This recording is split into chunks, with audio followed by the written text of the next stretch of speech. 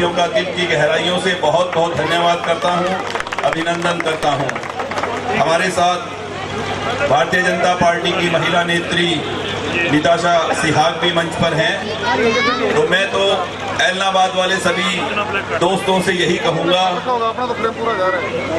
कि बहुत बढ़िया मौका आया है कि जो बच्चा 4 साल का था आज वो 25 साल का हो गया, पर उसको पता नहीं सत्ता क्या होती है। 20 सालों से 25 सालों से विकास के लिए तरसता ये ऐलनाबाद, क्योंकि मैं सभी छोटे छोटे गांव में, ढाणियों में, सभी जगह गया हूं। मेरे साथ बड़े भाई अजय जी भी गए हैं, अजय चौटाला जी भी। आपको यकीन नहीं होगा कि किसी भी गांव में एक व्यक्ति भी ऐसा नहीं मिला जो बोल दे कि मैं अभय सिंह जी को फोन पे बात कर सकता हूं। जब अपने विधायक से आपकी हिम्मत फोन करने की नहीं, बात करने की नहीं, तो विकास कहां से होगा। वो सभी मुझे एक ही बात कहने लगे कि भाई साहब जब से नाम सुना कि गोविंद आ रहा है, क्योंकि मेरा जो सिरसा का एरिया है वो ऐलनाबाद के 45 के बिल्कुल साथ लगते लगते गांव है सारे, जो मेरे 31 गांव है सिरसा में। तो मैं जब गया गांव में तो बोला भाई साहब बड़े दिन से इंतजार कर रहे थे, उधर से बड़ी ठंडी ठंडी पूर्ण आया करती है, हम सोचते यार हमारे गोपाल गोविंद क्यों नहीं आते इलाके में।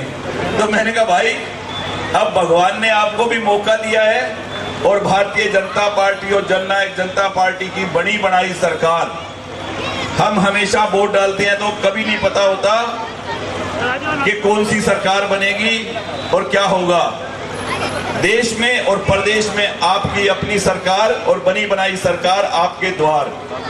अब की बार तो सिर्फ 30 तारीख को एक वोट डालना है और ऐलनाबाद, पूरा ऐलनाबाद सरकार का हिस्सेदार हो जाएगा, साझेदार हो जाएगा, भागीदार हो जाएगा। इस बनी बनाई सरकार में भागीदारी करने के लिए, अपने इलाके के विकास के लिए आपको अपना कीमती वोट भारतीय जनता पार्टी के चुनाव चिन्ह पर भाई गोविंद को देकर, ताकि यहाँ देखो ऐलनाबाद के बहुत काम हैं। आप मुझे बताओ ऐलनाबाद में कोई बड़ा कॉलेज, कोई हॉस्पिटल, कोई पीने के पानी का इंतजाम, बारिश के निकासी का कोई इंतजाम, छोटे छोटे बड़े कितने काम है, कोई स्टेडियम नहीं है, ऐसे कितने ही काम है सैकड़ों। क्योंकि जब तक आप ये काम अपने विधायक को हाथ पकड़ के नहीं बोलेंगे और वो जाके जब तक मुख्यमंत्री जी को नहीं बोलेगा, ये काम नहीं होते। आपके विधायक का तो घमंड और गरूर इस हरियाणा से नहीं, मुझे लगता है सभी को पता है। तो ऐसा विधायक चाहिए आपको, या एक सेवक चाहिए। वो ऐलनाबाद की जनता को, ऐलनाबाद के मालिकों को फैसला लेना है कि 30 तारीख को उनको क्या करना है। मैं तो मेरी तरफ से एक आपसे वायदा करता हूं, जो पिछले चौक में आपके एक ये जो तिकोना बना हुआ है पंचमुखी चौक पर, इस जमीन के मालिकों से मेरी बात हुई है। इलेक्शन के बाद 15 दिन के अंदर अंदर उस चौक को बिल्कुल सही मैं करवा के दूंगा, ये आपसे मेरा वायदा। 15 दिन के अंदर अंदर। देखो मैंने आज तक जिस स्टेज पे खड़े होके जो बात कही उसको पूरा किया है। मेरी बात का मतलब कोई हार जीत से नहीं है, पर ये जो अड़चन है आपके, क्योंकि मैं तो देखो ऐलनाबाद का हूं, मैं तो पहले शुरू में एक वीडियो देखी अभय सिंह जी की कि भारतीय जनता पार्टी के पास कैंडिडेट नहीं था, इंपोर्ट करके लाए। पहले तो शुरू में कहते थे छक्के मारूंगा छक्के मारूंगा, अब वो कैच हो गए तो वो छक्के छुक्के वाली बात तो भूल गए। अब बोले कि मैं कैंडिडेट हूं यहाँ का और इंपोर्ट करके लाए।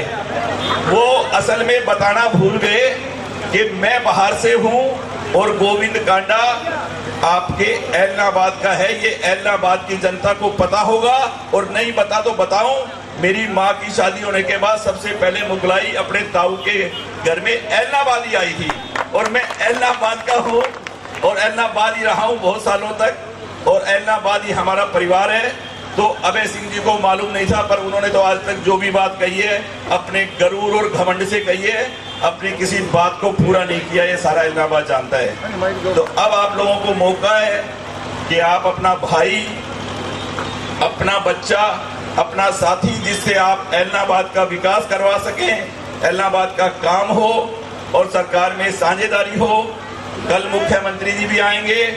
उन्होंने प्रॉमिस किया मुझसे कि आप ऐलनाबाद की अगर जनता कमल का फूल खिलाएगी तो ऐलनाबाद, अभी पिछले दिनों एक चौक में बड़े भाई मनीष ग्रोवर जी कह रहे थे कि मुझे 2500 करोड़ रुपया दिया रोहतक के लिए, कोई कह रहा है 1500 करोड़ रुपया दिया, 500 करोड़ रुपया तो मुझे ये भी दिया सरसा में, वो सीवरेज का, पानी का जो सब काम हो रहे हैं। पर विधायक मांगने वाला चाहिए, जाके बात करने वाला चाहिए। तो भैया ऐलनाबाद के वोट की कीमत भी उतनी है, आपके मतदान की वैल्यू भी उतनी ही है।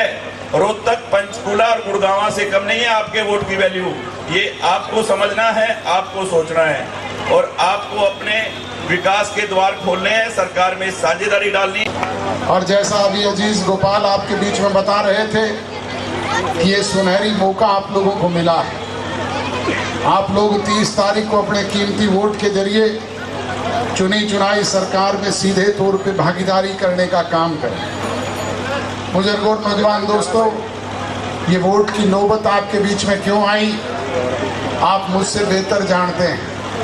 आपने तो अपना नुमाइंदा यहाँ से 5 साल के लिए चुन करके भेजा था, परंतु उस विधायक ने 2 साल में ही आपको फिर चुनाव में झोंकने का काम किया।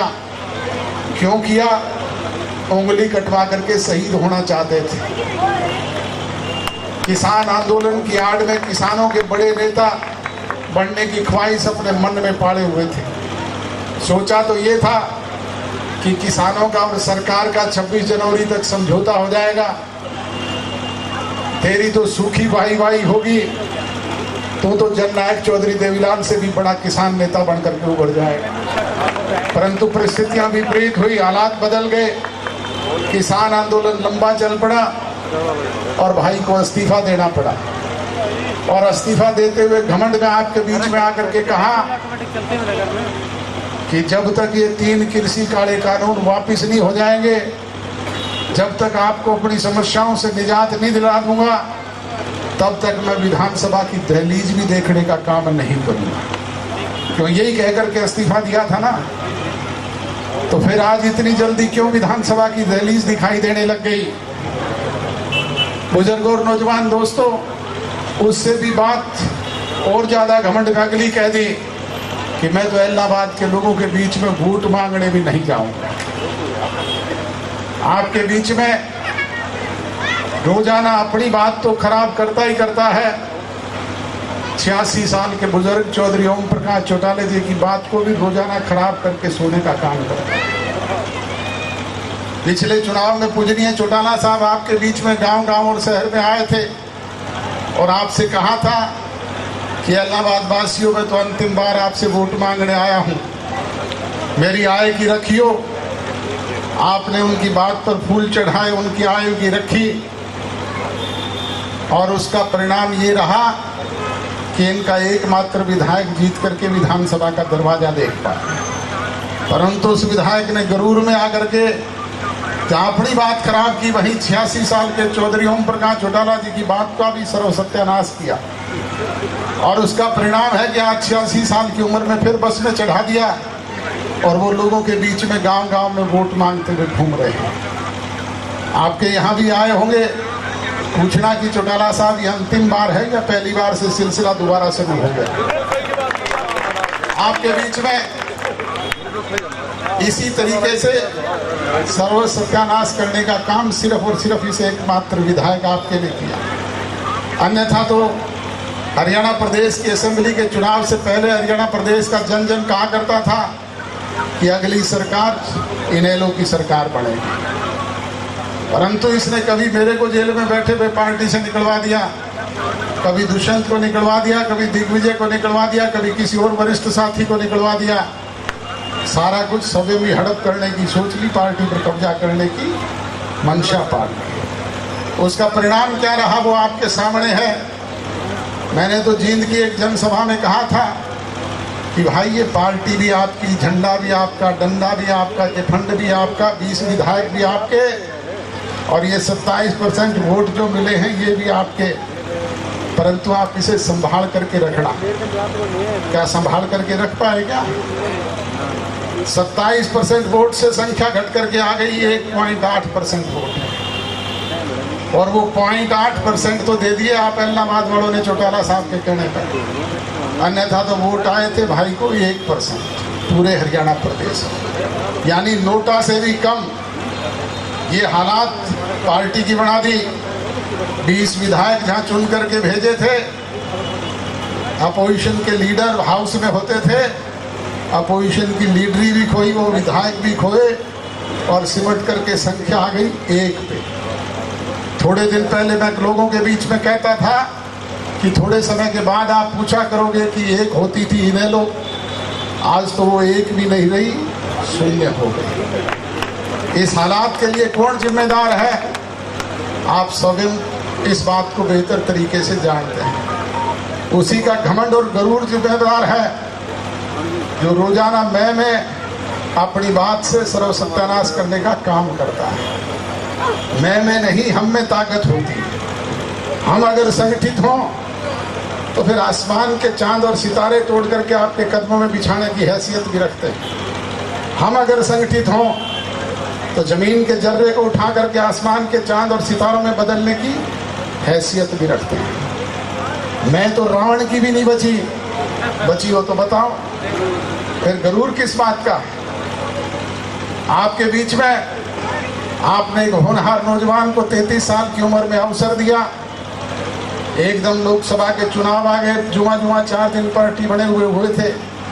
फिर जींद का उपचुनाव आ गया, फिर असेंबली के चुनाव आए, जहां 3 चुनाव झेलने का काम किया। वहीं आपके बीच में 10 विधायक चुन करके हरियाणा प्रदेश की असेंबली में ले जाने का काम किया, जिसकी बदौलत आज वो राजभाग के मालिक बने, सरकार में आपके हिस्सेदार बनने का काम किया। ताकत से काम होते हैं, इस्तीफों से नहीं होते। इस्तीफे से होता तो समाधान निकल जाता। ताकत से हुआ करते हैं काम, सरकार में होते हैं। और सरकार में बैठ करके आपके उस होनहार नौजवान ने मुख्यमंत्री जी के साथ बेहतर तालमेल बना करके आपके बीच में कही गई उन बातों को जो चुनाव घोषणा पत्र के जरिए कही थी, उन्हें कानूनी रूप से अमली जामा पहना करके लागू करवाने का काम किया। चाहे वो हरियाणा प्रदेश के 75% नौजवानों को प्राइवेट सेक्टर में रोजगार जोड़ने का कानून बनवा करके उसे लागू करने की बात थी, चाहे वो इन माताओं और बहनों को 50% पंचायती राज संस्थाओं में हिस्सेदारी दिलवाने का कानून बनवाने की बात थी, इनका सम्मान बढ़ाने की बात थी, चाहे वो बैकवर्ड क्लासेस के लोगों को 8% पंचायती राज संस्थानों में हिस्सेदारी दिलवाने का कानून बनवाने की बात थी, और चाहे वो अब 33% गांव-गांव में जो आपके ये राशन डिपो हैं, इनमें महिलाओं की भागीदारी सुनिश्चित करने का कानून बनवाने की बात थी, चाहे वो नंबरदारों को 5 लाख तक के बीमा को कवर करने की बात थी। इस तरह की अनेक बातें लगातार आपके बीच में कानूनी रूप से अमली जामा पहनाने का काम किया जा रहा है। बुजुर्गों और नौजवान दोस्तों, ये तो कोरोना काल आ गया, बीच में ये किसान आंदोलन चल पड़ा, जिसकी वजह से सरकार का जो विकास का पहिया तेज गति से घूमना चाहिए था, वो आपके बीच में नहीं घूम पाया। पूरा संसार इसका शिकार हुआ, हम भी हुए, परंतु अब धीरे धीरे मामला पटरी पर आ रहा है। जहां कोरोना काल भी खत्म होता जा रहा है, वहीं किसान आंदोलन भी फुस होता जा रहा है, और विकास का पहिया और तेज गति से जोड़ने का काम होगा। और वो सुनहरी अवसर आप लोगों को मिला है। आप लोग संगठित होकर के 30 तारीख को संगठन के साझे उम्मीदवार भाई अजीज गोविंद कांडा को यहाँ से चुनाव जिता करके भिजवाने का काम करें, कमल के बटन का निशान दबाने का काम करें, ताकि विकास का पहिया तेज गति से आप लोगों के बीच में दौड़ पाए। और यह अवसर आप लोगों को मिला है, इसलिए आप लोगों से विनती और गुजारिश करने के लिए आए कि आप लोग आपसी छोटे मोटे मन मुटाव, गिले शिकवे, शिकायतों को दूर करके जाति पाति धर्म और मजहब के बखेड़े से ऊपर उठ करके 36 बिरादरी के लोग एक झंडे के नीचे संगठित होकर के 30 तारीख को सुबह सवेरे नहा धो करके परम पिता परमात्मा को, वाहिगुरु को, अल्लाह ताला को, जीसस क्राइस्ट को साक्षी मान करके कमल के बटन का निशान दबा देना। आपके द्वारा लगाई गई वो मोहर जो कमल का बटन दब करके लगेगी,